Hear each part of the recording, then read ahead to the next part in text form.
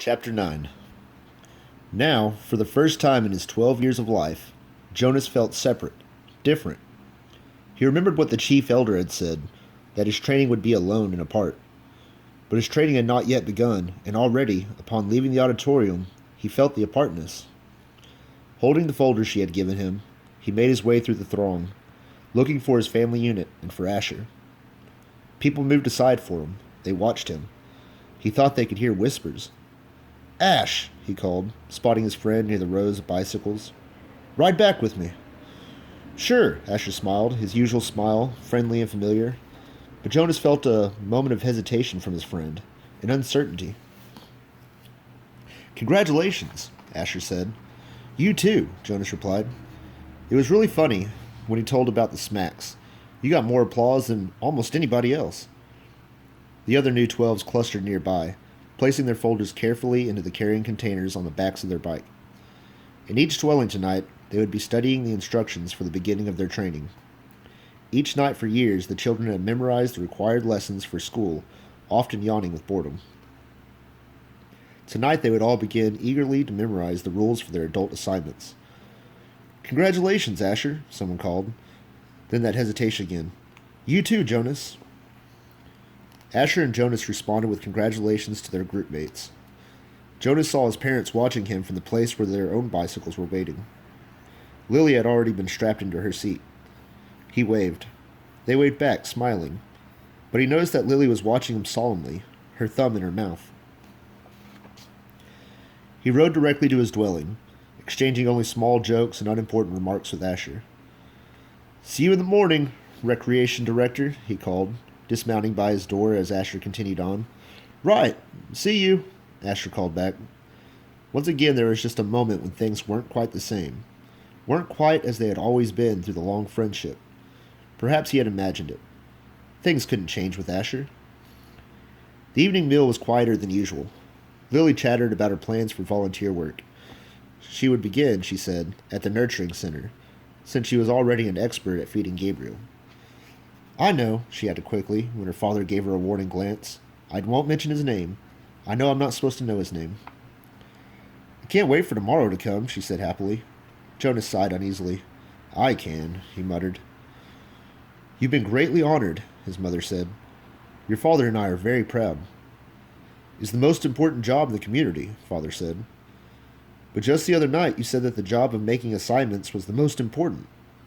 Mother nodded. "This is different. It's not a job, really. I never expected—" She paused. "There's only one receiver." "But the chief elders said that they had made a selection before, and that it had failed. What was she talking about?" Both of his parents hesitated. Finally, his father described the previous selection. "It was very much as it was today, Jonas. The same suspense, as 111 had been passed over when the assignments were given. Then the announcement, when they singled out the one." Jonas interrupted. "What was his name?" His mother replied, "Her, not his. It was a female. We are never to speak the name, or to use it again for a new child." Jonas was shocked. A name designated not to be spoken indicated the highest degree of disgrace. "What happened to her?" he asked nervously. But his parents looked blank. "We don't know," his father said uncomfortably. "We never saw her again." A silence fell over the room. They looked at each other. Finally, his mother, rising from the table, said, "You've been greatly honored, Jonas. Greatly honored." All alone in his sleeping room, prepared for bed, Jonas opened his folder at last. Some of the other 12s, he had noticed, had been given folders thick with printed pages. He imagined Benjamin, the scientific male in his group, beginning to read pages of rules and instructions with relish. He pictured Fiona smiling her gentle smile as she bent over the list of duties and methods that she would be required to learn in the days to come. But his own folder was startlingly close to empty. Inside there was only a single printed sheet. He read it twice. "Jonas, receiver of memory. 1. Go immediately at the end of school hours each day to the annex entrance behind the House of the Old and present yourself to the attendant. 2. Go immediately to your dwelling at the conclusion of training hours each day. 3. From this moment, you are exempted from rules governing rudeness. You may ask any question of any citizen and you will receive answers. 4. Do not discuss your training with any other member of the community, including parents and elders. 5. From this moment, you are prohibited from dream telling. 6. Expect for illness or injury unrelated to your training. Do not apply for any medication. 7. You are not permitted to apply for release. 8. You may lie. Jonas was stunned. What would happen to his friendships? His mindless hours playing ball or riding his bike along the river? Those had been happy and vital times for him. Were they to be completely taken away from him?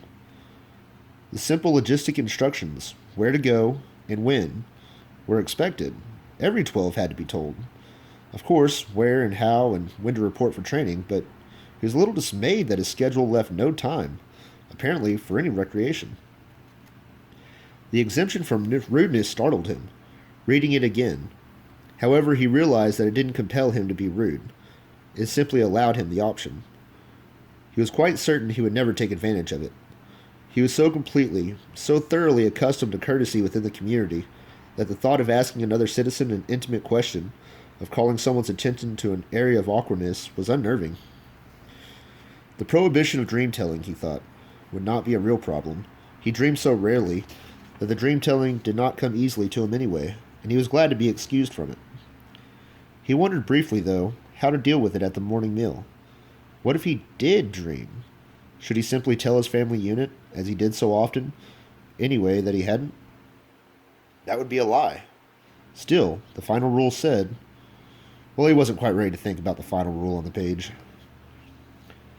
The restriction of medication unnerved him. Medication was always available to citizens, even to children, through their parents. When he had crushed his finger in the door, he had quickly, gasping into the speaker, notified his mother. She had hastily requisitioned relief of pain medication, which had promptly been delivered to his dwelling. Almost instantly, the excruciating pain in his hand had diminished to the throb which was now all he could recall of the experience. Rereading rule number 6, he realized that a crushed finger fell into the category of unrelated to training. So if it ever happened again, and he was quite certain it wouldn't, he'd have been very careful near heavy doors since the accident, he could still receive medication. The pill he took now, each morning, was also unrelated to training, so he would continue to receive the pill. But he remembered uneasily what the chief elder had said about the pain that would come with his training. She had called it indescribable. Jonas swallowed hard, trying without success to imagine what such pain might be like, with no medication at all. But it was beyond his comprehension. He felt no reaction to rule number 7 at all. It had never occurred to him that under any circumstances, ever, he might apply for release. Finally, he steeled himself to read the final rule again. He had been trained since earliest childhood, since his earliest learning of language, never to lie. It was an integral part of the learning of precise speech. Once, when he had been a 4, he had said, just prior to the midday meal at school, "I'm starving." Immediately he had been taken aside for a brief private lesson in language precision. He was not starving, it was pointed out. He was hungry. No one in the community was starving, had ever been starving, would ever be starving. To say starving was to speak a lie. An unintentional lie, of course. But the reason for precision of language was to ensure that unintentional lies were never uttered. Did he understand that? They asked him. And he had. He had never within his memory been tempted to lie. Asher did not lie. Lily did not lie. His parents did not lie. No one did. Unless... Now Jonas had a thought that he had never had before. This new thought was frightening. What if others, adults, had, upon becoming 12s, received in their instructions the same terrifying sentence? What if they had all been instructed, "You may lie"? His mind reeled, now empowered to ask questions of utmost rudeness, and promised answers. He could. Conceivably, though, it was almost unimaginable, ask someone, some adult, his father perhaps, "Do you lie?" but he would have no way of knowing if the answer he received were true.